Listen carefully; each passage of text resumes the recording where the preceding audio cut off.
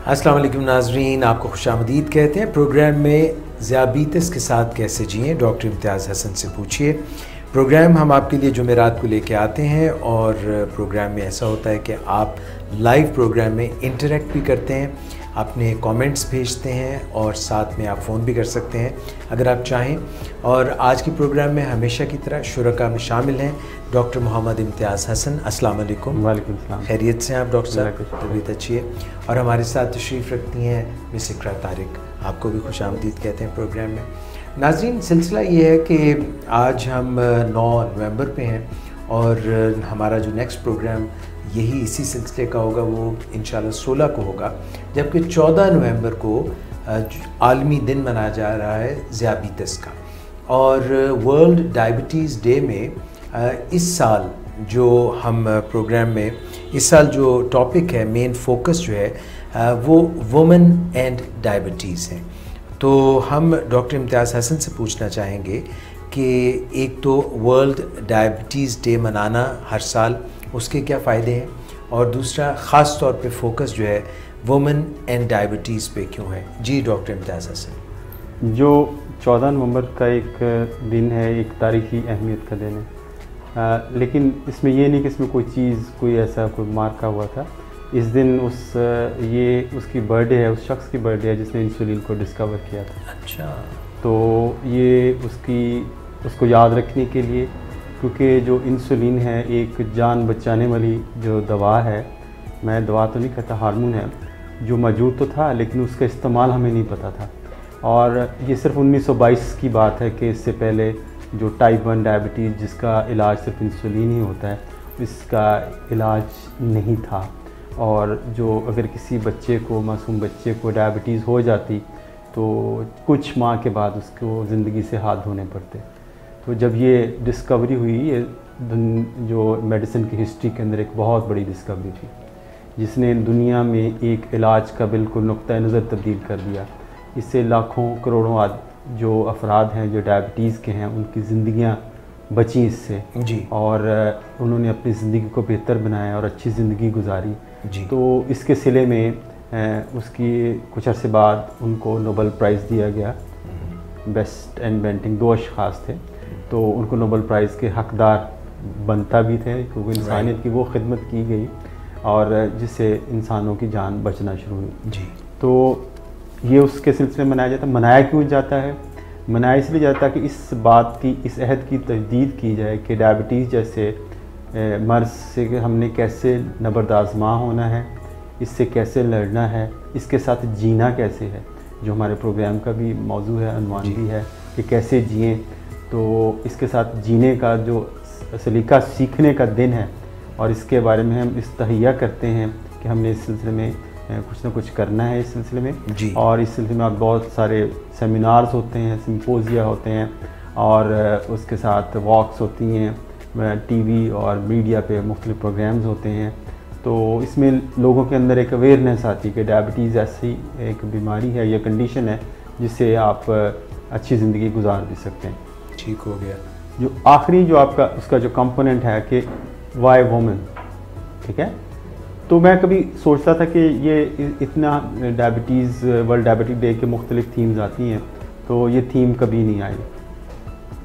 तो वुमेन का बड़ा एक इसमें हम समझते हैं कि वुमेन के, क्योंकि हमारे मुल्क में बल्कि पूरी दुनिया के अंदर जो डायबिटिक पर्सन है, डायबिटिक अफराद है, उसमें एक मेजर हिस्सा जिसमें अक्सरियत मैं कहूँगा किसी हद तक वो फीमेल्स की है।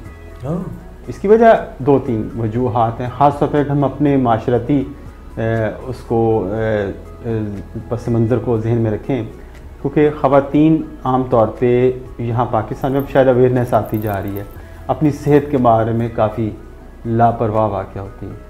कुछ जो हमारे माशरे की रिस्ट्रिक्शन के साथ, फैमिली टैबूज़ के साथ, या कुछ और अवामिल के बज़ाहिर उनको सैर के मौक़े नहीं मिलते, उनको जो उनके लिए इनकरेज नहीं किया जाता, उनको घर की 4 दीवारी के अंदर उनकी जो छोटी सी दुनिया होती है उसके अंदर वो रहती हैं, जीती हैं, और बच्चों की परवरिश और अपने ख़ानदान को लुक आफ्टर करना, देखना, वो इस सारे शुगल में इतनी मशगूल हो जाती हैं कि वो अपनी सेहत से लापरवाह हो जाती हैं जी। खाने पीने के उनके औकात बिल्कुल ख़राब हो जाते हैं, खाने पीने की आदतें ख़राब हो जाती हैं, मूवमेंट नहीं होती। और उसके ऊपर ऑन द टॉप हिट के डिफरेंट जो प्रेगनेंसीज हैं वो जब आती हैं तो उसके बाद जो है उनके, क्योंकि इट्सेल्फ एक स्ट्रेस होता है जी। और डायबिटीज़ भी बाज़ औक़ात उनको इस प्रेगनेंसी के दौरान हो जाती है।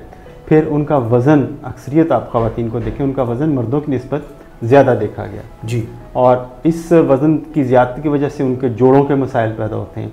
जब जोड़ों के मसाइल पैदा होते हैं उनकी जो मूवमेंट है और रिस्ट्रिक्ट होती है। जब और रिस्ट्रिक्ट होती है उनका वज़न और बढ़ जाता है, तो उनसे चला नहीं जाता, उनकी मूवमेंट कम होती जाती हैं, ज़िंदगी की दौड़ में वो काफ़ी पीछे रह जाती सेहत के मामले में। और डॉक्टर साहब वो जो बात आपने पूरा तनाजुर खींचा है और जो आपने तस्वीर कशी की है उसमें ख़वातीन कदरे जो है वो धूप में भी फिर कम जाती हैं आउटडोर, और धूप ना की वजह से उनकी, और ख़ास तौर पे अगर वो मीनोपॉज़ल एज को पहुंचती हैं तो फिर ये जो जोड़ों की और हड्डियों की प्रॉब्लम है उसका भी सामना होता है। बिल्कुल, उनकी देखिए ग़िज़ा उनकी लेती तो हैं लेकिन वो ग़िज़ा बिल्कुल नामुनासिब सी होती है, गैर मुनासिब कह सकते हैं कि दूध का इंटेक बहुत कम होता है जो उनके लिए बहुत ज़रूरी है हड्डियों की नशोनुमा के लिए। और उनकी खुराक जो है, आप देखें फ़ीमेल चाइल्ड को हमारे कुछ हिस्सों में फ़ीमेल चाइल्ड को डिप्राइव किया जाता है, लड़कों को बेहतर खुराक दी जाती है, लड़कियों को एक बहुत कमतर ज़रा समझ के, और एजुकेशन भी उनको लड़कियों को उस लेवल के, अब तो अवेयरनेस आती जा रही है, तब्दीली है, लेकिन कुछ ना कुछ इसका मौजूद ज़रूर है कि लड़कियों को तालीम भी कम दी जाती है उनको, हालांकि वो बिल्कुल उसका मुकाबला कर सकती हैं, मर्दों का हर फील्ड में मुकाबला करती हैं। पाकिस्तान के अंदर जो है हम देखते हैं कि पाकिस्तान में ख़वातीन हर फील्ड पे अपना सिक्का जमा रही हैं, जोहर दिखा रही हैं, तो ज़रा सा उनको अगर पुश किया जाए तो वो बहुत अच्छे काम कर सकती हैं। तो बेसिकली जो डायबिटीज़ का मैं जब देखता हूँ ख़वातीन के मामले में, मुझे कैसे बड़ा दुख होता है कि ये इनके लिए हम कुछ कर नहीं सकते, क्योंकि वो स्टेज पे आती हैं कि अगर एक खातून है 50-60 साल की हो चुकी है, उसका वज़न बढ़ चुका है, हम उसके लिए क्या कर सकते हैं, वो उतना एक्टिव लाइफस्टाइल नहीं गुजार सकती जो उसको गुजारना चाहिए था, वो अपने वेट पे तवज्जो नहीं दे सकी जो उसको देनी चाहिए थी, वो अपनी सेहत पे तवज्जो नहीं दे सकी जो मामला, तो इसलिए बड़ा कि हम सिर्फ एक पैलिएटिव काइंड ऑफ ट्रीटमेंट उसको ऑफ़र कर रहे होते हैं। जो लेकिन यंग हैं उनको अभी से ख्याल रखना चाहिए, अगर उनको डायबिटीज़ नहीं है, उनके वालिदैन में डायबिटीज़ है, बहन भाई को डायबिटीज़ है, वो अभी से ख़वातीन अलर्ट हो जाएं कि अपना सेहत का ख्याल रखें, अपना ख्याल रखें, तो इसमें मेरे ख्याल से काफ़ी बड़ी तब्दीली आ सकती है। और इसी 14 नवंबर को ही आप उसका दिन बना के आप उस दिन से आप तैयार करें कि हमने अपना ख्याल खुद रखना है। बिल्कुल। अच्छा डॉक्टर साहब, एक मेरा क्वेश्चन है, जैसे कि अभी हमारे ये इसमें भी चल रहा होगा कि 2040 तक ये जो तादाद है ये 313 मिलियन तक पहुंच जाएगी ख़वातीन की, तो इस दौरान जो है वो ख़वातीन को क्या करना चाहिए? एक तो जैसे आपने बताया कि वो वॉक करें, अपने आप को फ़िज़िकल एक्टिविटी में इन्वॉल्व करें, इसके अलावा वो अपने लाइफस्टाइल में और क्या चेंज ला सकती हैं जिससे उनको डायबिटीज़ होने से वो अपनी डायबिटीज़ को प्रिवेंट कर सकती हैं? इसमें एक बड़ा अच्छा है, देखिए सबसे जो बड़ी बात है ना कि सवाल आपका बहुत अच्छा है कि अवेयरनेस नहीं है ख़वातीन में, जो उनके बैक ऑफ द माइंड में सेहत का मेरे ख्याल से जो प्रायोरिटी है कोई 10वें नंबर पे है। बहुत सारी प्रायोरिटीज़ आप बेहतर समझती हैं उनकी क्या है, उनकी फैमिली है, उनके हस्बैंड हैं, बच्चे हैं, घर को लुक आफ्टर करना है, फलानी है, ये कई दफ़ा तो डॉक्टर साहब वो इतना ख़वातीन माजरत के साथ खाना नहीं खाती जितनी वो लिपस्टिक अंदर खा जाती तो उसके बाद उनकी जो देखें लाइफस्टाइल उनका क्या है कि ज़्यादा से ज़्यादा वो शॉपिंग पे चलेगी, किसी दुख मार्केट में जाके अपना चक्कर लगा लिया। फिर उनका मैं जब देखता हूँ उनकी जो शूज़ हैं वो इस तरह के नहीं होते कि जो आप पहन के वॉक कर सकें या चल सकें, कंफर्टेबल शूज़ नहीं होते, उसमें एड़ी चोटी का जोर लगाया तो ये तो है। अच्छा, दूसरा ये है कि जब मैं सुबह रेस कोर्स में जब मैं जाता हूँ तो देखता हूँ कि ख़वातीन की जो तादाद है वो काफ़ी कम होती है, पता नहीं उनको जाने का शौक़ नहीं है या उनके जो खामद हैं उनको घर छोड़ के आ जाते हैं कि आप घर संभालो, बच्चों को स्कूल भेजो और हम वो खुद आपने सैर कर रहे हैं। ये बंदों के अंदर, मर्दों के अंदर ये एक जहन को जो है वो तब्दील करने की ज़रूरत है कि ताकि वो अपने स्पाउस को, अपने बहन को, बहन को, किसी जो बेटी को साथ ले के चलें। उनको भी अंदर अवेयरनेस है, उनका भी दिल करता है कि अपनी सेहत का ख्याल रखें, अवेयरनेस हमने खुद देनी है। अगर तो कहेंगे ठीक है वो घर में कल हो जाती है, उसके काम ही इतने होते हैं, वो उसकी हो जाती है। और मैं जब ये पूछता हूँ कि आप वॉक नहीं करते खवातीन, खवातीन कि हमारा काम ही इतना होता है हमारी हो जाती है। हालांकि बिल्कुल गलत अप्रोच है। मैं देखिए इसको एक छोटी सी मिसाल देता हूँ कि एक्सरसाइज और ये जो काम काज है ना, ये बिल्कुल वही चीज़ है जो फ़र्क म्यूज़िक और शोर में है। म्यूज़िक है वो एक ऑर्डर में है, तरतीब में है, आपके कानों को भला मालूम होता है। जो काम काज है वो आपको थकावट होता है, वो एक शोर की तरह है दोनों आवाज़ें हैं, लेकिन एक डिसऑर्डर्ड आवाज़ है कि जो आपको कानों को बुरी लगती है, अच्छी नहीं लगती, तो आखिर में आप at the end of the day आप थक जाते हैं। ठीक है ना। तो ये हमें फ़र्क बिल्कुल ख़ास तौर पे ख़वातीन को अपना समझ लेना चाहिए कि घर का काम काज एक अलग चीज़ है और प्रॉपर अपनी फ़िटनेस का ख्याल करने के अलग चीज़ है। बिल्कुल ठीक है। और डॉक्टर साहब ये जो है मैं ये जो अभी फ़िलहाल फिगर्स पढ़ रहा हूँ उसमें ये भी बताया गया कि ये जो ख़वातीन की मुख्तलिफ़ वजूहात हैं अमवात की, उनमें ये डायबिटीज़ 9वें नंबर पे है जी। तो ये काफ़ी हाई है, काफ़ी हाई। देखिए इसमें जो ख़ास तौर पे गेस्टेशनल डायबिटीज़ के साथ जहाँ बच्चे को ख़तरात उसको दरपेश होते हैं, तो उसकी माँ को भी काफ़ी ख़तरात पेश होते हैं। तो उसके लिए एक किस्म का स्ट्रेस होता है, इसके लिए इनफर्टिलिटी की बहुत बड़ी कॉज है डायबिटीज़, और इट्स जो इन्फेंट मोर्टेलिटी की भी बहुत बड़ी कॉज है। तो ये सारी चीज़ें जो हैं कि मेरा ख्याल है कि ख़वातीन का एक ऐसा जो है पॉपुलेशन का चंक है जिस पे ज़्यादा तवज्जो देने की ज़रूरत है। लेकिन ये एक अकेले ख़वातीन भी कर सकती हैं, उनकी जो फैमिली को और पीयर सपोर्ट भी होनी चाहिए साथ, उनकी फैमिली भी उनको सपोर्ट करे कि आपने अपने को आपको तब्दील करना है। अच्छा डॉक्टर साहब, हमारे पास 2 सवाल भी आए हुए हैं इनबॉक्स में, और इत्तेफाक से बहुत से सवाल हैं, उनमें से जो हमने चुने हैं वो हमें ये मौका देंगे जब मैं आपके सामने रखूँगा वो सवाल कि आप ख़वातीन की मुख्तलिफ़ एज ग्रुप्स में जिनको डायबिटीज़ होती है उनको जो प्रॉब्लम्स फेस करनी पड़ती हैं उस पर अपनी एक्सपर्ट ओपिनियन दीजिएगा बतौर डायबिटोलॉजिस्ट भी, और फिर क्योंकि आप इंसानों से और डायबिटिक पर्सन से डील करते हैं तो ओवर द इयर्स आप उनकी काउंसलिंग का क्या करते हैं, तो उस पर भी ज़रा बात कीजिएगा क्योंकि सवाल थोड़ा सा मुख्तलिफ है और ये एक टीनेजर के बारे में है।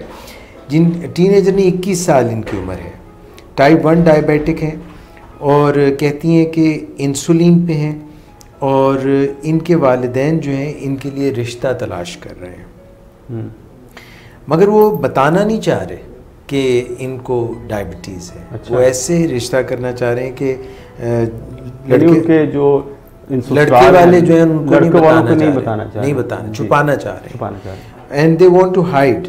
और वो ये भी चाहते हैं कि अगर हमने इनको सच बता दिया तो उसकी वजह से फिर जो है वो अपसेट हो जाएगा, रिश्ता हाथ से निकल जाएगा। तो बड़े मखमसे में है, कन्फ्यूजन है। ये रावलपिंडी से इन्होंने सवाल किया है हमसे। डॉक्टर साहब क्या करना चाहिए इस सिलसिले में?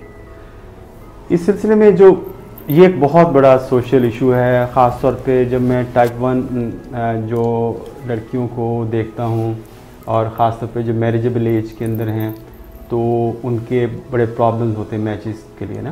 तो एक तो मैच नहीं, लोग इसमें समझते हैं कि एक ऐसी बीमारी है कि जो हमें पूरे ख़ानदान को शायद लपेट में ले लेगी। एक तो उनको ये मैच का बड़ा इशू आता है। डॉक्टर साहब ये कुछ छूत की बीमारी है? छूत की बीमारी तो है नहीं।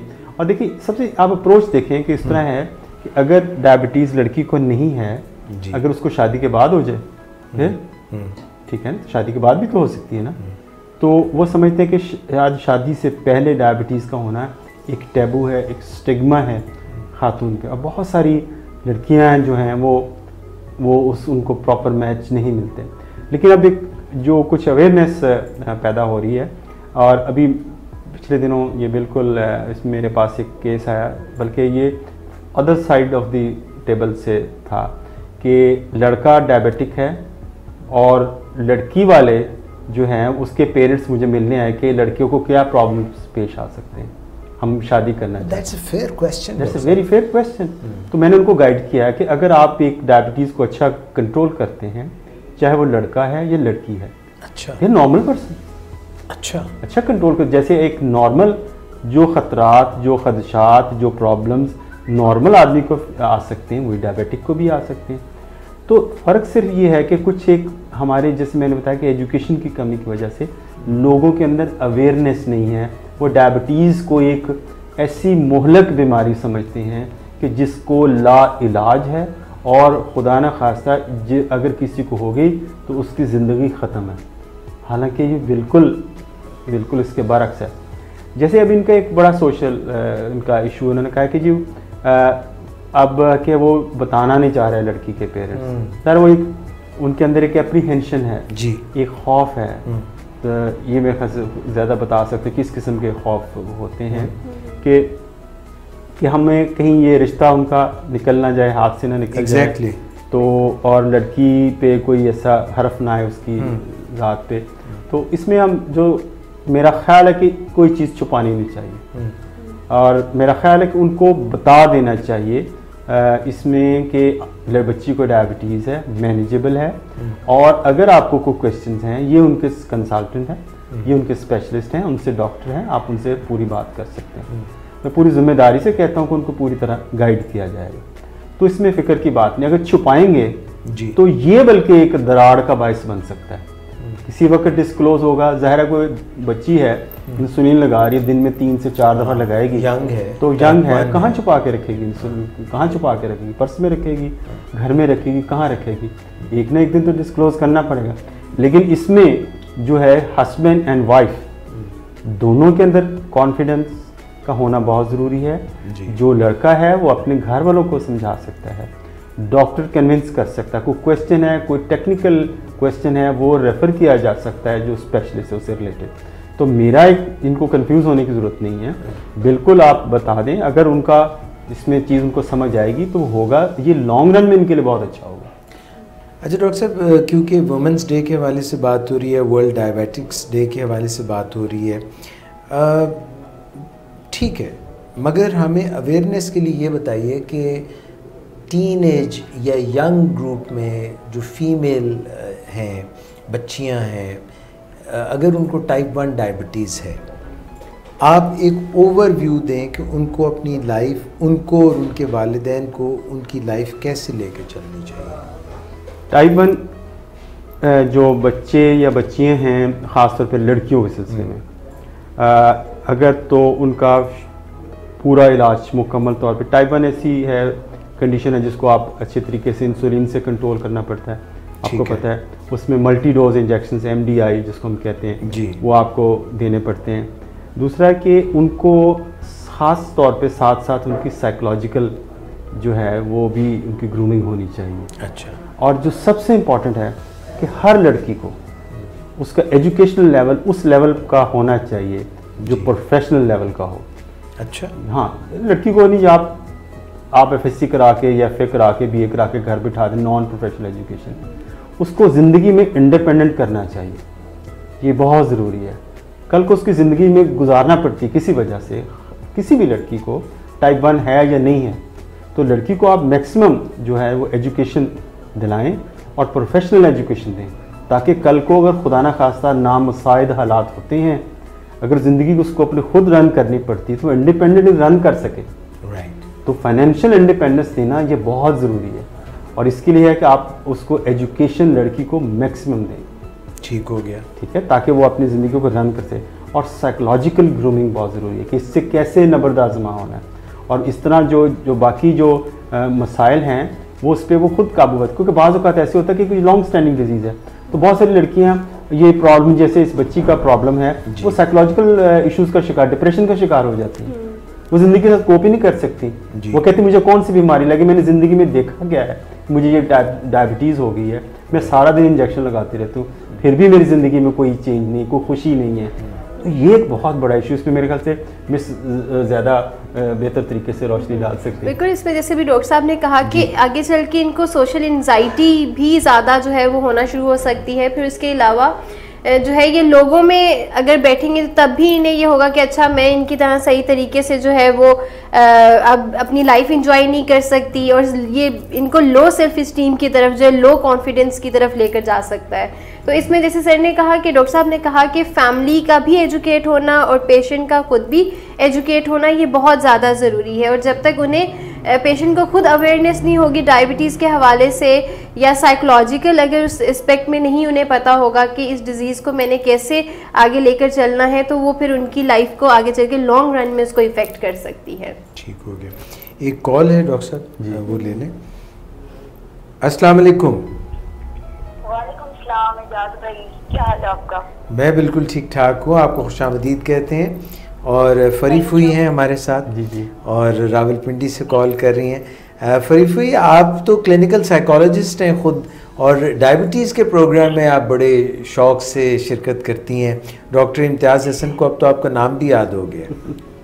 अच्छा, पहले तो डॉक्टर इम्तियाज़ हसन को अस्सलाम वालेकुम कहूँगी मैं। जी, आपको सलाम कह रही हैं। वालेकुम सलाम जी।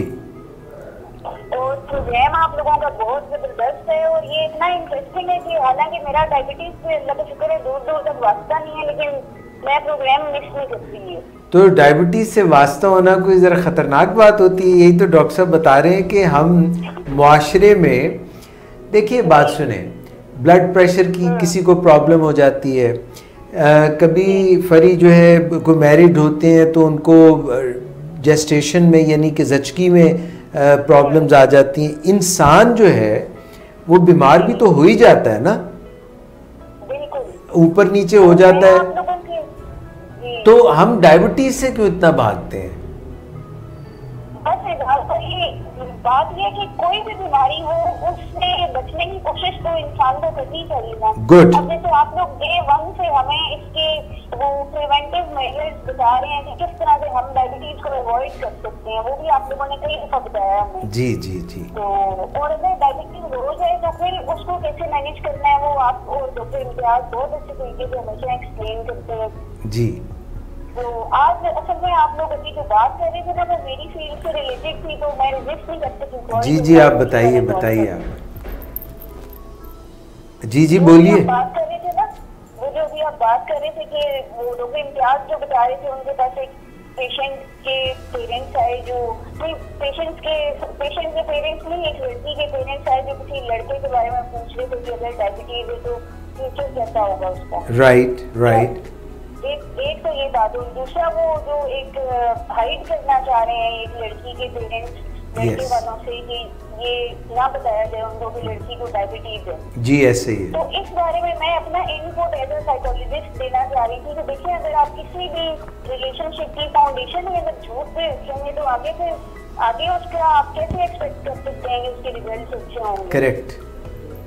तो और मेरी एक फ्रेंड है, और वो जो है खुद डॉक्टर है, साइकियाट्रिस्ट है, और उसको बहुत यंग एज में जब वो हाउस जॉब करती थी उसको सीए ब्रेस्ट डायग्नोज हुआ।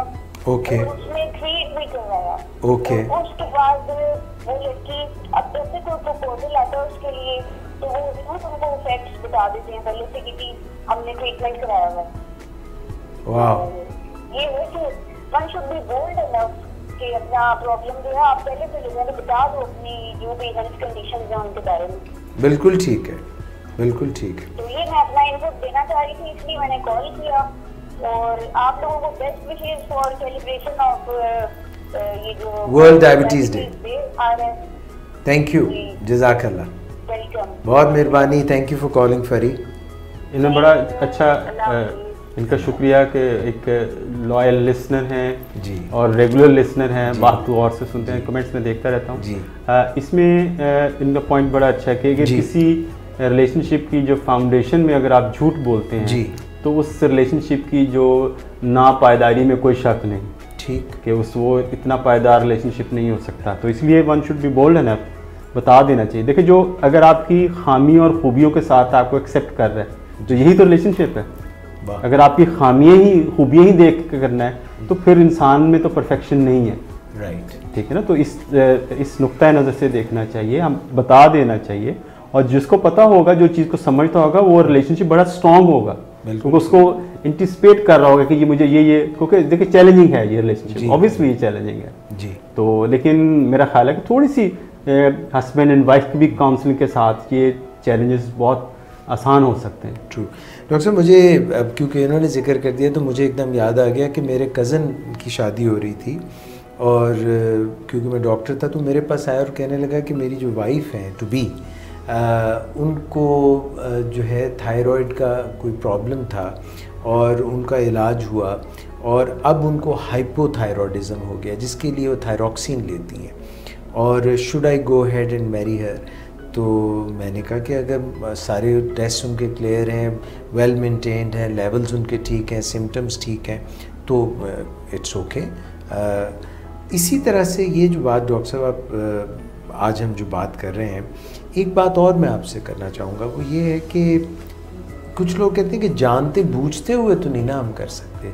अब अगर पता चल गया है तो डॉक्टर साहब इसकी क्या जो है यकीन है कि कोई भी बीमारी किसी वक्त आड़े नहीं आ सकती शादी के बाद, जो आपने बात कही भी शायद?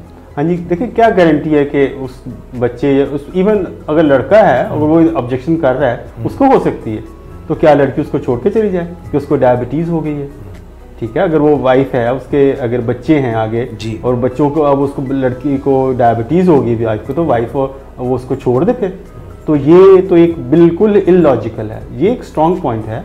देखिए जो भी चीज़ है, लेकिन हम वो बात उस जो लड़की ने किया है, क्वेश्चन जो किया है, उसका जवाब सिर्फ है कि उसको ये कंफ्यूज मेरे हिसाब से कहा जी, कंफ्यूजन है उनको, तो वो अपनी कंफ्यूजन को दूर करें और अपने आप को स्ट्रॉन्ग बनाएं। यानी खातून को, फीमेल्स को, वुमेन को, उनके लिए मैसेज वो अपने आप को स्ट्रॉन्ग बनाएं, साइकोलॉजिकली और फाइनेंशियली अपने आप को उस फाइनेंशियली इंडिपेंडेंट करें। यानी ये बात मशवरा आपका सब वुमेन के लिए, मगर खास तौर पर डायबिटिक्स के लिए उससे भी ज़्यादा, क्योंकि उन पे हो सकता है उनकी लायबिलिटीज़ और ज़्यादा हो जाएं और उन्हें इसमें ज़िंदा रहना है और पूरे वकार के साथ ज़िंदा रहना है, इज़्ज़त के साथ ज़िंदा रहना है। अच्छा डॉक्टर साहब ये बताइएगा कि वैसे तो आप सभी के लिए कहते हैं कि भी अपना वज़न कंट्रोल करो, अपनी नींद का ख्याल रखो, अपनी ग़िज़ा का ख्याल रखो, तो अगर किसी को टाइप 1 डायबिटीज़ डायग्नोज हो गई है तो वो क्या ख़ास बातें हैं जो आप उनको कहना चाहेंगे कि भाई आपके ऊपर तो ये लाजिम है कि अपने लाइफस्टाइल में इन चीज़ों का ख्याल रखें? एक बात आपने दोबारा से बतानी है कि आपने एजुकेशन का जिक्र किया था, तो ये जो ज़रा एजुकेटेड डायबिटिक्स होते हैं टाइप 1 ख़ास तौर पे, उनको डायबिटीज़ को समझने का और अपने आप पर कंट्रोल डायबिटीज़ को रखने का कोई एज मिलता है? बिल्कुल एज बनता है, क्योंकि जो टाइप 1 जो एजुकेटेड डायबिटिक हैं और अगर वो इंटरेस्ट लेते हैं, अपने बारे में मैक्सिमम एजुकेशन लेना चाहते हैं, तो उनको हम ऐसी टेक्निक्स आप वो सीख सकते हैं खुद, इवन नेट के साथ सीख सकते हैं, किसी ट्रेनर से सीख सकते हैं, जिसको हम कार्ब काउंटिंग ट्रेनिंग कहते हैं। यानी अपनी ग़िज़ा और इंसुलिन के तनासब को आप बिल्कुल कैलकुलेट कर सकते हैं, क्योंकि ये कैलकुलेटेड गेम है।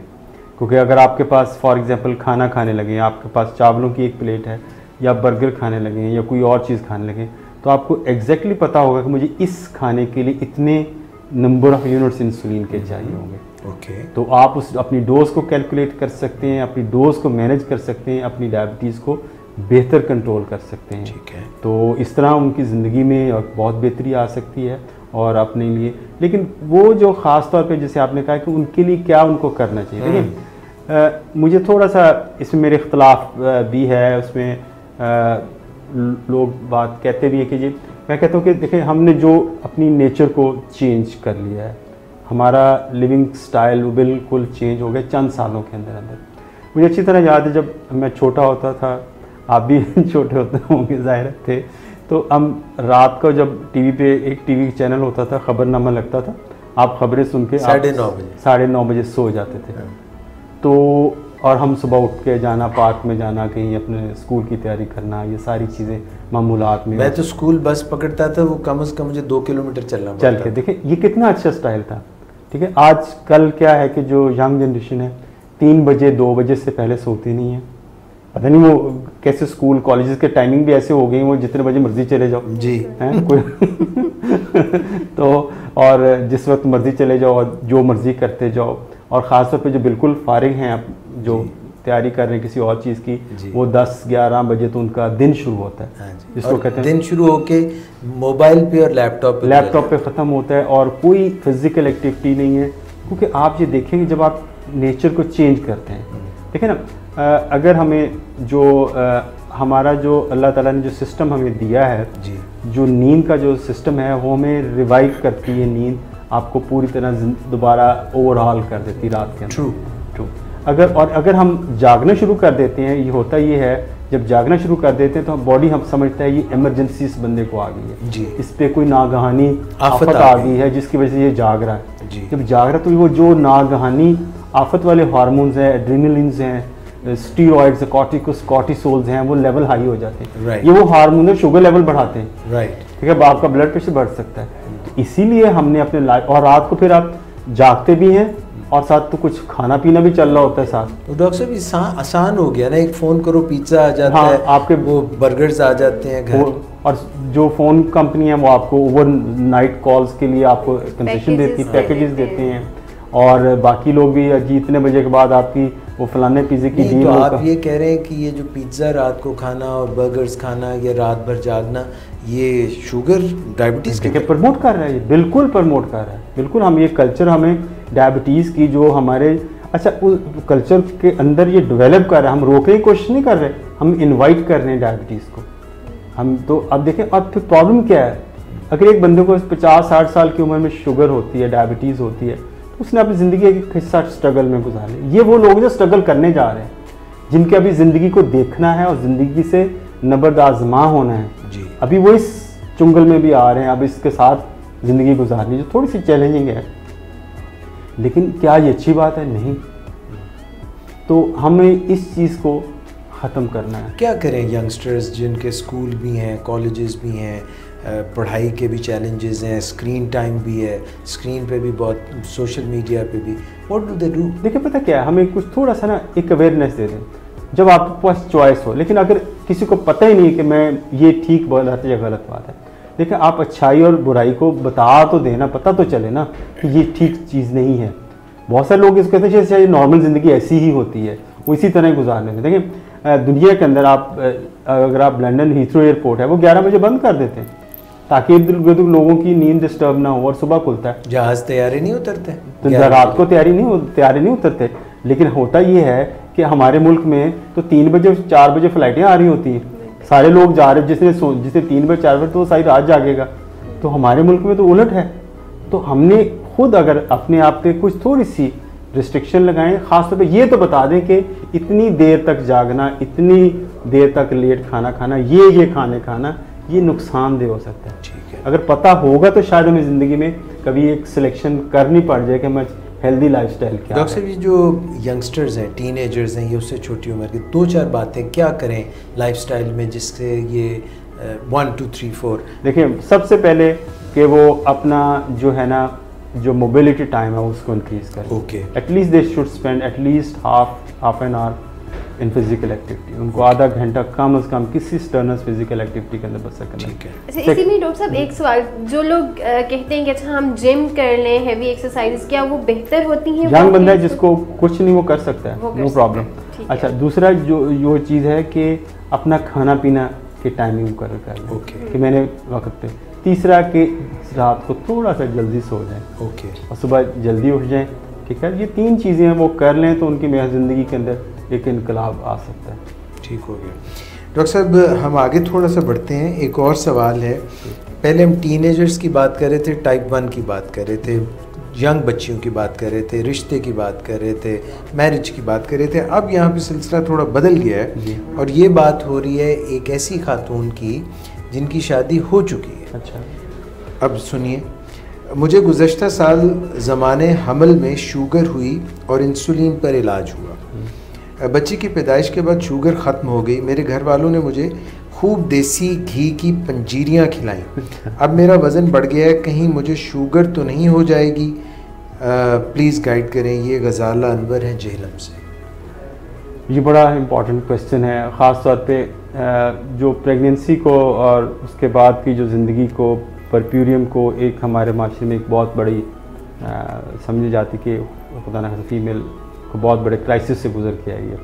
उसकी जो क्राइसिस होता है सर, ये क्राइसिस तो है, डेफिनेटली क्राइसिस तो नहीं कह सकते। हाँ। एक लोड है, एक एक्स्ट्रा वर्क है, एक एक्स्ट्रा फटीग है। But is it physiological? और ये जो प्रेगनेंसी है और डिलीवरी है, ये फिजियोलॉजिकल है या ये कोई डिजीज़ है? डिजीज़ तो नहीं है, फिजियोलॉजिकल है। अच्छा। फिजियोलॉजिकल है, और जितना आप फिजियोलॉजी क्या है, फिजियोलॉजी नॉर्मल, अच्छा, जो नॉर्मल बॉडी फंक्शन की तरह है। नॉर्मल इंसान लाखों करोड़ों साल से इस दुनिया के अंदर, तो ये सारे प्रोसेस होते आए हैं, तो ये एक फिजियोलॉजिकल है, तो उसको फिजियोलॉजिकल ही रहने देना चाहिए।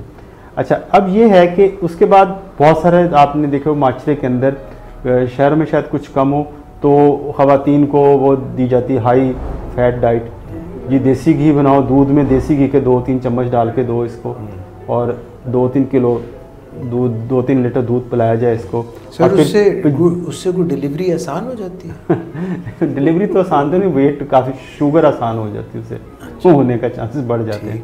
लेकिन उसमें फिर दूसरा ये है कि उनको पंजीरियाँ खिलाई जाती हैं, कि बड़ी ताकतवर चीज़ है, और देसी घी की पंजीरियाँ बना के, उसके बाद ये हाई कार्बोहाइड्रेट होता है, शायद फैट का कंटेंट होता है, जब ये दोनों मिलते हैं तो कैलोरीज लेवल बढ़ जाता है। आपने बहुत सारे देखा हो कि अक्सर ख़वातीन के जो वज़न है वो डिलीवरी के बाद बढ़ते जाते हैं। अगर 2-3 प्रेगनेंसीज हो गई हैं तो वो इतनी ओवरवेट, ओबेसिटी का शिकार हो जाती हैं। तो सर इसका क्या, अगर माँ जो है वो अपने बच्चे को फीड करना चाहती है, दूध पिलाना चाहती है, तो उसके लिए ज़रूरी है ऐसी? देखिए, नॉर्मल डाइट जो घर में बनता है खाना वो खाए, दूध थोड़ा सा इस्तेमाल ज़्यादा कर ले, फैट के बगैर ले ले, तो बच्चे को फीड कराया जा सकता है। अच्छा। दूसरी जो चीज़, एक बड़ा इसमें एक पॉइंट है, वो हम थोड़ा सा इग्नोर कर रहे हैं जी, वो है कि इनको गेस्टेशनल डायबिटीज़ हुई, जिसको इंसुलिन पे कंट्रोल किया जाए। ये है क्या गेस्टेशनल? ये जो खातून है ना, ये हाई रिस्क पेशेंट है। अच्छा, हाई रिस्क पेशेंट इसलिए कि जिस किसी खातून को ज़माने हमल के अंदर डायबिटीज़ हो गई है, ये पेश खैमा है कि इसको ज़िंदगी में किसी वक्त भी डायबिटीज़ हो सकती है। तो ये हमारे फेलोज़ गायनेकोलॉजिस्ट का, या जो इसके पेशे के साथ मिडवाइफ्स जो रिलेटेड हैं, उनका ये काम है कि इस खातून को, इन ख़वातीन को बताएं कि आप बीबी, आप डायबिटीज़ के रिस्क पे हैं, आप अपने वज़न का, अपनी डाइट का, अपनी एक्सरसाइज का ख्याल रखें और इससे बच जाएं। लेकिन आमतौर पे ये इंस्ट्रक्शन कई दफ़ा नहीं दी जाती, शायद कुछ और वजूहात की वजह से। जब नहीं दी जाती तो फिर अचानक हमारे पास आती ख़वातीन, ये तो मुझे शुगर हो गई है जी, और मुझे प्रेगनेंसी में हुई थी, तो जब पूछा जाता है जी आपको मालूम नहीं था कि आपको हो सकती, वो कहते हमें किसी ने बताया नहीं। तो इस प्रोग्राम के तवज्जुह से ये आप बात समझ लें, जो ख़वातीन जिनको प्रेगनेंसी के अंदर डायबिटीज़ हुई है, वो अपना ख्याल इस तरह रखें कि उनको डायबिटीज़ हो गई है, तो फिर वो इससे बच सकती हैं। तो ये डेफिनेटली इनको बहुत ज़्यादा रिस्क है, जो जिन्होंने ये सवाल पूछा जेलम से, कि इनको रिस्क है। अगर ये अपने वज़न को कंट्रोल करेंगी, डाइट और एक्सरसाइज को फॉलो करेंगी, तो ये मामला इनके काबू में रहेगा इंशाल्लाह। तो डॉक्टर साहब, ये जो पंजीरियाँ खाते हैं, देसी घी वगैरह खाते हैं, तो ये मतलब बच्चे की पैदाइश के बाद कोई वज़न बढ़ा के कोई पहलवानी करनी होती है, या शौहर को शिकस्त देनी होती है, वो उनको गिराना होता है, क्यों इतना जोर दिया जाता है कि पंजीरियाँ खाओ, को ताकत की कमी हो जाती है? पता क्या, सिंपल, मैं जब इसकी केदर डेथ पे गौर करता हूँ, सिंपल एक है ना, एक अवेयरनेस लेवल की कमी आती है, एजुकेशनल लेवल नहीं। पुराने टैबूज़ हैं, पुरानी मिथ्स हैं, वो चलती आ रही हैं सदियों से कि ये बड़ी चीज़ है, जब सारी फैसिलिटीज़ नहीं थी, तो ये उसी का है। देखिए, हमारे अक्सरियत अगर हम सर्वे करें, जस्ट इमेजिन हम सर्वे करें, किसी बंदे को अपना नॉर्मल वेट नहीं पता होगा। ख़वातीन बेचारियों को तो बिल्कुल ही नहीं पता होगा मेरा नॉर्मल वेट क्या। कई दफ़ा ख़वातीन कहती, डॉक्टर साहब मेरा पहले मुंह इतना बड़ा होता था, अच्छा, अब मैं कमज़ोर हो गई पहले जो है मैंने कहा अब ये जो आप कमज़ोर करें, आप इतना होता तो फिर आपको शायद शुगर ना होती, वो इतने बड़े मुंह की वजह से शुगर हुई। ठीक है। अच्छा डॉक्टर साहब, एक सवाल ये भी मेरे जहन में आ रहा है कि हमल में अगर किसी को शुगर हो जाती है जी, तो माँ के ऊपर क्या असर पड़ता है, और जो उनका हमल होता है, जो पैदा होने वाला बच्चा है, उस पर भी कोई असरात पड़ता है? देखिए, दोनों माँ और जो है बच्चे, दोनों पे असरात मुरतब हो सकते हैं। लेकिन अगर शुगर लेवल अगर आपका कंट्रोल नहीं है तो ये असरात बहुत शिद्दत के साथ आ सकते हैं, कॉम्प्लिकेशंस आ सकती हैं, प्रेगनेंसी के सेल्फ कॉम्प्लिकेशंस आ सकती हैं, चाइल्ड डेथ हो सकती है, और दूसरा ये है कि चाइल्ड के साथ मेल फॉर्मेशंस हो सकती हैं, कुछ ऑर्गन्स के बनने में नुक्स रह सकता है, तो ये मामलात आ सकते हैं। तो लेकिन जो एक सिंपल की है कि शुगर का लेवल कंट्रोल करें। किसी से शायद किसी इस पे हम तफसील से हम बात करेंगे, लेकिन मैं ये बता दूं कि जो प्रेगनेंसी के अंदर जो डायबिटीज़ कंट्रोल बहुत टाइट हो जाता है। अच्छा जी। ये है कि आपकी खाने से पहले शुगर 100 मिलीग्राम से कम होनी चाहिए और 2 घंटे बाद 130 मिलीग्राम से कम होनी चाहिए, तब ये है आपका कंट्रोल में। तो आम लेवल से ज़्यादा नीचे ना, ज़्यादा नीचे होगा। और फिर जब 7th मंथ ऑफ प्रेगनेंसी शुरू होता है, तो क्योंकि जो प्लेसेंटा है वो ऐसे हार्मोन्स बनाता है जो शुगर को बढ़ाते हैं। 7th मंथ के बाद शुगर लेवल आपका बढ़ना शुरू हो जाता है, तभी इंसुलिन की डोज को एडजस्ट करना पड़ता है। इंसुलिन लगाना, देखिए इंसुलिन के बगैर प्रेगनेंसी का तसव्वुर भी ना करें, ठीक है। इंसुलिन ही इलाज है, क्योंकि ख़ास तौर पे वो ख़वातीन जो उसमें चाइल्ड बेयरिंग एज के अंदर हैं, the moment their pregnancy test is positive they should report immediately to their doctor जो उनकी डायबिटीज़ को देख रहा है।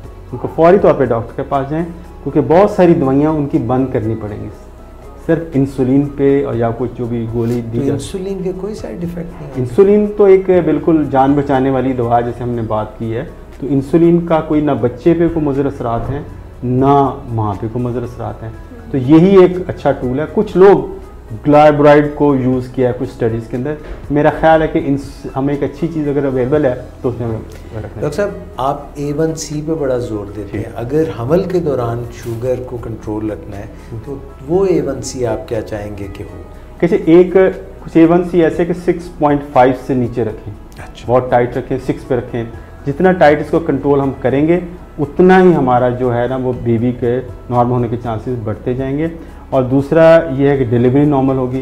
तो हमें जो इवन जो कुछ अथॉरिटीज़ हैं वो कहते हैं कि आप A1C हर हफ्ते करवाएं। हालांकि हम 3 महीने बाद कराते हैं, तो अमेरिकन एसोसिएशन क्लिनिकल एंडोक्रिनोलॉजिस्ट वो रिकमेंड करते हैं हमल के दौरान वो आप करवाएं, ताकि आपको जो कंट्रोल है टाइट रखें।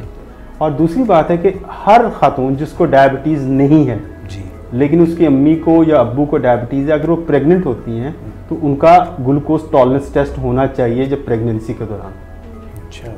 ताकि अगर उनके अंदर कोई प्रेगनेंसी के इसकी वजह से शुगर हो सकती, क्योंकि हम रिकमेंड करते हैं, कई दफ़ा लोग करवाते हैं, कई दफ़ा नहीं करवाते। तो हमें मेरे ख्याल से पूरा एक प्रोग्राम हमें इस पर गेस्टेशनल डायबिटीज़ पे करना चाहिए ताकि हम उसमें अवेयरनेस। डॉक्टर साहब मेरा एक क्वेश्चन है आपसे, जैसे अगर कोई खातून है, ठीक है, और उसको डायबिटीज़ है, तो क्या ऐसा हो सकता है कि उसको हमल होने में ज़ियाबीतस होने की वजह से रुकावट पेश आती हो? बिल्कुल, बहुत अच्छा क्वेश्चन है कि बाज़ औक़ात ऐसे ख़वातीन आती जो इनफर्टिलिटी के हम उनके जो प्रेगनेंसी कॉन्सेप्शन में प्रॉब्लम आ रही है, तो उसमें एक बहुत बड़ी वजह वो डायबिटीज़ का होना है। जब उनको स्क्रीन आउट किया जाता है तो पता चलता है उनको तो डायबिटीज़ है, तो डायबिटीज़ उनकी कॉन्सेप्शन में एक रुकावट बनती है। अच्छा, बाज़ औक़ात ऐसा होता है कि ख़वातीन को डायबिटीज़ है, उनका डायबिटीज़ कंट्रोल नहीं होता, फिर भी कॉन्सेप्शन में प्रॉब्लम होती है। द मोमेंट हम उनका लेवल ठीक होना चाहिए तो कॉन्सेप्शन ईजीली हो जाती है। तो ये यानी प्री कॉन्सेप्चुअल काउंसलिंग भी बहुत ज़रूरी है, कॉन्सेप्शन से पहले, और ड्यूरिंग प्रेगनेंसी भी बहुत ज़रूरी है। तो कॉन्सेप्शन से पहले शुगर को अच्छा कंट्रोल रखें तो कॉन्सेप्शन के चांसेस बढ़ जाते हैं। डॉक्टर साहब ये भी फरमाइएगा कि किसी को हमल के दौरान निकल आई शुगर और इंसुलिन भी लग गई, बच्चा भी हो गया, उसके बाद क्या पोजीशन बनेगी? अब इनकी शुगर चलती रहेगी, इनकी इंसुलिन चलती रहेगी, क्या होगा? देखिए, 2 फेट्स हो सकते हैं, या तो जो शुगर है वो कंटिन्यू रहेगी, यानी अब ज़िंदगी के साथ शुरू हो गई। दूसरा, इनकी जो है शुगर ख़त्म हो जाएगी, उसका कुछ साल बाद हो, ठीक है। तो ये दोनों फेट्स छुप जाती है ना, जैसे छुप जाती है, ठीक हो गई, कोई वो लोड ख़त्म हो गया, डिलीवरी हो गई, तो उसके बाद वो अगर वो अपना ख्याल नहीं रखेंगे तो ज़िंदगी किसी स्टेज पे जाके उनको डायबिटीज़ ज़ाहिर हो सकती है, टाइप 2। बेसिकली कुछ लोग जो गेस्टेशनल डायबिटीज़ को टाइप 2 की एक्सटेंशन कहते हैं। अच्छा। ये इसकी एक्सटेंशन है। तो एक तो ये बात होगी, दूसरा ये हम ये करते हैं, इंसुलिन वाली क्या बात होगी? इंसुलिन हम की बात ये है कि अगर बच्चे को खातून फीड कराती हैं, अपना दूध पिलाती हैं, तो क्योंकि जो अद्वियात अगर आप इस्तेमाल करेंगे मिल्क में जा सकती हैं और बेबी को प्रॉब्लम कर सकती हैं, तो लैक्टेटिंग मदर को जब तक हैं वो, तो उनको इंसुलिन पे रखना ही मुनासिब होता है। ठीक हो गया। अच्छा डॉक्टर साहब, थोड़ा सा हमने टीनेज की भी बात कर ली, छोटे टाइप 1 ख़वातीन, फिर शादी के दौरान हमल। अब ये बताइए कि कोई ख़वातीन को ख़ास तौर पे 40s में मीनोपॉज पे, जब जो है माहाना वो पीरियड्स का सिलसिला ख़त्म हो जाता है, तो कुछ चैलेंजेस ऐसे वक्त में कोई डायबिटीज़ के सामने आते हैं, कोई एज से रिलेटेड या फिर बड़ी उम्र में कोई गुर्दों का ख्याल, कोई ये चीज़ें कुछ बताइए। इसमें जो आपके पास वक्त अभी है ना हमारे? जी थोड़ा वक्त है। अच्छा, उसमें हम ये है कि जो ओल्ड एज के जो प्रॉब्लम्स हैं कुछ थोड़े से और तरह से हैं। ओल्ड एज में होता ये है कि जो मास्टर ग्लैंड, जो पिट्यूटरी ग्लैंड है, जो सारे हार्मोन्स को कंट्रोल करता है, ऑब्वियसली वो तो काम कर रहा होता है जी। तो लेकिन अगर मेनोपॉज शुरू हो गया है तो वो नॉन रिस्पॉन्सिव हो जाता है जो आपके हार्मोन्स हैं जो ऊपर मास्टर ग्लैंड से वो जो फीडबैक है, फीडबैक आ रहा था, जो FSH LH तो आ रहे होते हैं लेकिन ईस्ट्रोजन प्रोजेस्टेरोन वो नहीं बन रहे होते हैं। ठीक हो गया। तो उसका नतीजा ये होता है कि जो सबसे कॉमन कंप्लेंट 2 वजह से आती थी। एक तो कुछ खवातीन को किसी मसले की वजह से यूट्रस निकाल, जिसको हिस्टेक्टमी है, निकाल दी जाती है, ओके। उनके भी अंदर ये सेम प्रॉब्लम होते हैं। उनकी अर्ली आप समझें मेनोपॉज शुरू हो जाता है। ओके। अच्छा, जिन लोगों की अभी इंटैक्ट होती है, एज के साथ होती है, तो उसमें होता है कि ग्लैंड के हार्मोन तो आ रहे होते हैं, नीचे से हार्मोन को रिस्पॉन्स नहीं उनको मिल रहा होता, तो वो ज़्यादा हो जाएंगे। हाँ, वो ज़्यादा होते हैं। उससे फिर ये होता है कि साइक्लिक वेरिएशंस आती हैं। क्या होती हैं? हॉट फ्लैशेस आते हैं। एक गर्मी की खवातीन बहुत सारी कहती होंगी उस एज में कि हमें गर्मी की सी लहर आती है, पूरा जिस्म पसीने में चिनगानी है पहले, हाँ वो पड़ जाता है और उसके बाद फिर ठीक हो जाता है। तो हॉट फ्लैशेस उन कुछ दिनों में आते हैं। और फिर दूसरा इनमें चैलेंजेस ये आते हैं, डिप्रेशन जी। पोस्ट मेनोपॉजल डिप्रेशन बहुत कॉमन है जी। यानी खवातीन को कि बिकॉज एक डॉक्टर साहब एक कॉल ले लूँ जी, अगर जी, आप माइंड जी, में जी, करें जी। तो। अस्सलाम वालेकुम, आपकी आवाज़ क्लियर नहीं आ रही, ज़रा ऊंचा बोलिएगा।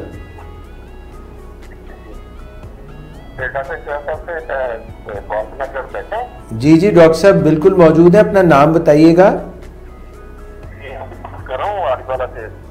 आरिफ वाला से आप कॉल करते हैं हमेशा। जी फरमाइए, फरमाइए क्या पूछना चाहेंगे? जैसे गुर्दों का टेस्ट है वो आ रहा है, ठीक है, ऐसा कोई पैंक्रियास का कोई टेस्ट है जिसमें हमें पता चलता है कि हमारा ये जो मतलब कितने परसेंट रह गया टाइप 2 में?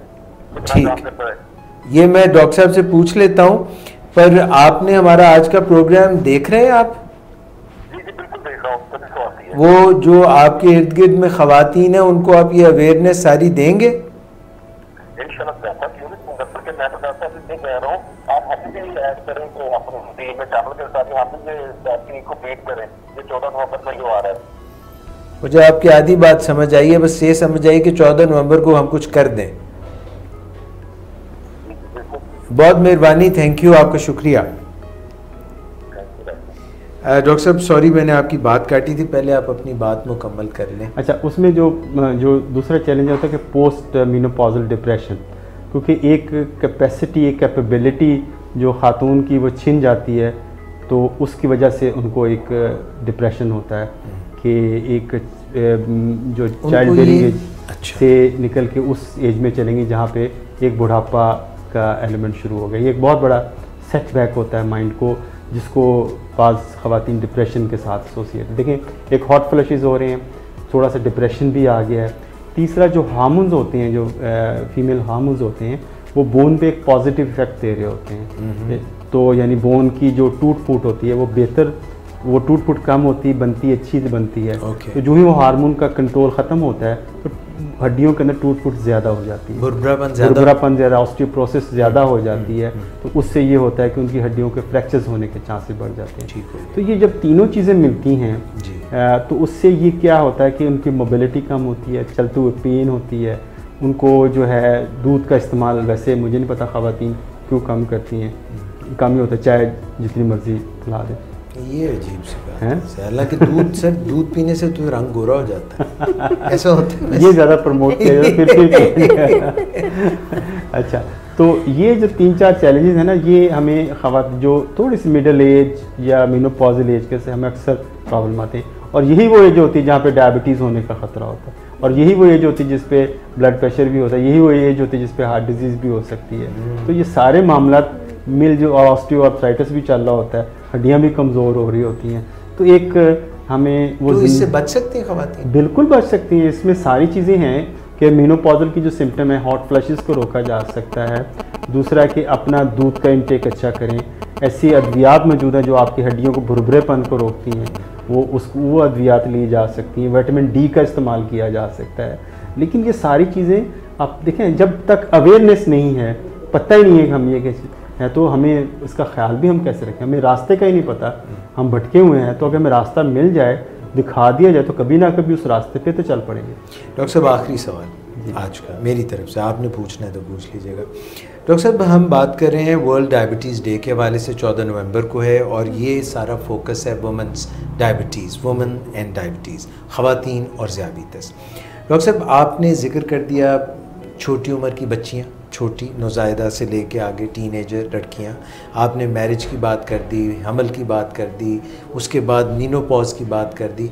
ये मुझे बताइए, ये तो सारी आ गई डायबिटिक रेंज में, कोई ऐसी ख़वातीन भी हैं जिनको पता नहीं है और वो उनका जो है पक्का डायबिटीज़ नहीं है, उनके ग्लूकोज लेवल्स जो है वो नहीं है जैसे कोई 200 से ज़्यादा या जो भी होते हैं, तो कोई ऐसे गुमशुदगान की जो आप टर्म करते हैं, वो जो गुमशुदगान है, मिसिंग पर्सन टाइप जो है, वो सिर्फ मर्द ही होते हैं या ख़वातीन भी ऐसी हो सकती हैं जो अभी सामने खुल के शुगर नहीं आई मगर कहीं इधर उधर उनको लपेट में ले सकती है? देखिए, जैसे मर्दों के अंदर गुमशुदगान है, इस तरह औरतों के अंदर भी गुमशुदगान है। मेरे ख्याल से अगर हमें पूरी इसके फिगर्स अवेलेबल नहीं हैं तो प्री डायबिटिक अगर फीमेल देखा जाए तो मेरा ख्याल उनका तनासब थोड़ा सा ज़्यादा होगा, उन्हीं मसाइल की वजह से कि उनके अंदर वेट के प्रॉब्लम ज़्यादा हैं, उनके अंदर दूसरे मसाइल ज़्यादा हैं, उन पे मल्टीपल प्रेगनेंसी की वजह से उनका जो सिस्टम है, एंडोक्राइन सिस्टम है, वो स्ट्रेस में भी आ चुका होता है 2-3 दफ़ा, या गेस्टेशनल डायबिटीज़ हो चुकी होती है। तो मेरा ख्याल उनका तनासब गुमशुदगान का ख़वातीन में निस्बतन ज़्यादा है। दैट्स वाई ये जो मेरा ख्याल है कि ये इस दफ़ा की जो थीम है ना, ये बहुत इफ़ेक्टिव है, इसको बहुत सही तरीके से लेकर चलना चाहिए, ताकि अगर हम कुछ ना कुछ तो अवेयरनेस दें ख़ास तौर पे इन ख़वातीन को कि अपनी सेहत का ख्याल रखें, क्योंकि अगर ये ठीक हैं तो पूरा माशरा ठीक है, पूरा घर ठीक है। तो ये सेहतमंद है तो पूरा माशरा सेहतमंद है, अगर ये बीमार हैं तो ये सारी जो सिस्टम है ये कोलैप्स है। बिल्कुल ठीक है। आपने कुछ पूछना है मुझसे? मैंने आपसे ये पूछना था कि ये जो ख़वातीन में अगर हम डायबिटीज़ की बात करें तो जैसे दांतों में दर्द और ये भी तो डायबिटीज़ का कंट्रोल ना अच्छा होने की वजह से हो सकता है ना? जी बिल्कुल, दांत बिल्कुल इफेक्ट होते हैं, दांत मसूड़े रिसेस कर सकते हैं, यानी दांत है वो उसकी इन्फेक्शन ज़्यादा हो सकती है, दांत गिर जल्दी सकते हैं, खाने पीने मसूड़ों के अमराज हो सकते हैं, खाते पीते में कोई खाने पीने में तकलीफ़ हो सकती है, अगर खाया चबाया सही तरीके से नहीं जाएगा तो मैदे के प्रॉब्लम भी आएंगे। तो ये दांतों के भी अमराज जैसे आँखों के, पाँव के, दिल के अमराज साथ साथ चलते, दांतों के भी डायबिटिक। और क्या ये टाइप 1 में भी उसी तरह ही होते हैं जिस तरह से टाइप 2 में होते हैं? देखिए, जो सारी चीज़ें हैं वो कंट्रोल के साथ है। अगर आप कंट्रोल ठीक है, यू आर नॉर्मल पर्सन। अगर कंट्रोल टाइप 1 है या टाइप 2 है तो जो प्रॉब्लम अनकंट्रोल डायबिटीज़ के साथ रिलेटेड है वो वैसे ही होंगे। ये जी एक कॉल है जी। अस्सलाम वालेकुम। मैं तारिक बात कर रहा हूँ पेशावर से। तारिक साहब वेलकम कहते हैं आपको। सर मैं टाइप 1 डायबिटिक हूँ जनाब, और आपका प्रोग्राम फेसबुक पे रेगुलरली देखता हूँ, उससे बहुत कुछ सीखता हूँ। वेलकम। सर अभी मुझे ईमेल में एक सवाल आया है कि मुझे फ्रैक्चर बहुत आते हैं हड्डियों में। आपको फ्रैक्चर होते हैं हड्डियों के? नहीं, फ्रैक्चर नहीं सर, वो जो उंगलियों को थोड़ा सा दबाए तो एक आवाज़ निकल आती है। मुझे समझ नहीं आई, आपके हड्डियों में से कड़ाकों की आवाज़ निकलती है? जी, वो जो नॉर्मली होती है, वो नॉर्मली लोग कहते हैं कि कोई खला है उंगलियों के अंदर या जो। अच्छा, आप अपनी उंगलियों के पटाखे निकालते हैं? जी जी जी जी बिल्कुल। तो ना किया करें ना, क्यों करते हैं? मतलब ना करें, इसमें क्या मसला है? वो मैं समझ रहा हूँ कि शायद ये डायबिटीज के साथ इसका कोई रिलेशन, डायबिटीज से। अच्छा ठीक हो गया, ये सवाल है आपका। दर्द दूर तो नहीं होती छोटे जोड़ों में, बड़े जोड़ों में? दर्द तो साफ होती है, लेकिन जब वॉक ज्यादा नहीं करता तब होती है, थोड़ा सा वॉक कर लेता हूँ तो ये तकलीफ थोड़ी सी कम होती है। थैंक यू तारिक साहब, आपके सवाल का बहुत शुक्रिया। आप सुनते रहिए, प्रोग्राम देखते रहिए आप। Thank you sir, thank you. अस्सलाम वालेकुम सर। प्रोग्राम रैप अप करते हैं, 2 सवाल हैं, छोटा छोटा जवाब दे दीजिए। एक तो वो जो हमारे दोस्त ने पहले फ़ोन किया था, उन्होंने कहा था कि डायबिटीज़ का टेस्ट होता है, लबलबे का कोई टेस्ट होता है, ये पता चलाने के लिए कि उसका कितना फंक्शन बाकी है, 1। और इनका ये था कि ये जो है ना कड़ाके और ये आवाज़ जो है इनकी उंगलियों से और इधर उधर से निकलती है, ये जो है तो ये इसका देखिए डायबिटीज से ताल्लुक है। जो उनका पहला क्वेश्चन है, बहुत सारे लोग इस नाम पे गुमराह करते हैं कि हम आपके लेवल पे का टेस्ट करते हैं और आपको पता चल जाएगा आपका कितना काम कर रहा है। देखिए सिंपल सी बात है कि अगर आपका जिस बंदे को डायबिटीज़ होगी, इसका मतलब जो 50% फंक्शन है बीटा सेल्स का जो इंसुलिन बनाने वाले हैं वो फारिग हो गया। अब हर साल उसमें अगर आप डेफिसिट भी लगाएं बीटा सेल के 2 से 5% के करीब, तो आप प्रिडिक्ट कर सकते हैं कि कितने % काम कर। ये एक थ्योरेटिकल इंटरेस्ट जिसके आपके ट्रीटमेंट से कोई ताल्लुक नहीं है, ठीक है। उसमें बाद औक़ात हम कुछ होमा IR टेस्ट है, होमा इंसुलिन सेंसिटिविटी टेस्ट वो करते हैं, वो स्पेशलाइज्ड रिसर्च के लिए यूज़ होते हैं। तो उसमें हम इंसुलिन लेवल फास्टिंग करते हैं और बाकी कुछ फार्मूला मैथमेटिक्स उसमें। डॉक्टर साहब ये जो सीरम इंसुलिन भी चेक करा लेते हैं और सी पेप्टाइड भी, इनका कोई फ़ायदा है? इनका फ़ायदा इन सब बाज़ वक़्त हम डाउट में होते हैं कि हमें पता होना चाहिए कि इसकी क्या वजह क्या है, क्या वाकई इसके अंदर इंसुलिन नहीं बन रही। बाज़ वक़्त हम फंस जाते हैं कि टाइप 1 है या टाइप 2 में प्लेस किया जाए, तो उसमें कुछ इंसुलिन के टेस्ट किए जा सकते हैं। और दूसरा जो कड़ाके निकालना, ये तो इस चीज़ में कोई बात नहीं है। कुछ लोग आदतन निकालते हैं, कुछ लोगों को दर्द होती है इस वजह से वो करते हैं। उसमें ये हुआ है कि अपना ये विटामिन D लेवल चेक करवाएं, ठीक हो गया। और अगर खुदा ना खास्ता कोई जोड़ों में स्वेलिंग आती है या दर्द होती है तो अपना रोमेटाइड फैक्टर RA फैक्टर्स वगैरह चेक करवा लें, इससे पता चले कि कोई ऐसी बीमारी है। लेकिन मेरा ख्याल है कि ये एक मामूल की चीज़ है, इसमें कोई ऐसी फ़िक्र की बात नहीं नहीं कर। ठीक है doctor, thank you very much miss Iqra, thank you, बहुत शुक्रिया आपका डॉक्टर इम्तियाज़। नाजरीन, आज के प्रोग्राम में वर्ल्ड डायबिटीज़ डे के हवाले से मैं डॉक्टर इम्तियाज़ हसन से रिक्वेस्ट करूँगा कि हम कुछ ना कुछ सवालात चुन के जो आज अगर रह गए, हमने कोशिश की ख़वातीन के हवाले से अवेयरनेस फैलाने के लिए एक प्रोग्राम शायद हम जब वापस पलट के, आज 9 तारीख है तो 16 तारीख को भी हम शायद वुमेंस डे के हवाले से, यानी वुमेन इन डायबिटीज़ पर एक प्रोग्राम में ख़वातीन ज़्यादा करें अपने मसाइल, तो हम उसको ज़्यादा हद तक से हाईलाइट, उनकी तरफ से ज़्यादा क्वेश्चन आने चाहिए। ये डॉक्टर इम्तियाज़ का बड़ा अच्छा इनपुट है मज़ीद कि आप अगर सवाल पूछेंगे आज के प्रोग्राम में तो हम ज़्यादा से ज़्यादा डॉक्टर साहब के सामने रखेंगे कि ख़वातीन को क्या जो है मसाइल दरपेश हैं और उनका जवाब दें। आज जो है इकबाल डे भी है और नहीं इकबाल ना उम्मीद अपनी कुश्ते वीरा से, ज़रा नम हो तो ये मट्टी बड़ी ज़रख़ेज़ है साकी। तो इकबाल का पैगाम जो है वो यही है कि जुड़े रहिए, डायबिटीज़ के मुतालिक ज़्यादा से ज़्यादा मालूमात हासिल कीजिए। डॉक्टर इम्तियाज़ हसन ने जो आपको बातें बताई हैं उन पर अमल कीजिए, क्योंकि अमल से ज़िंदगी बनती है, जन्नत भी जहन्नम भी। ये खाकी अपनी फितरत में ना नूरी है ना नारी है।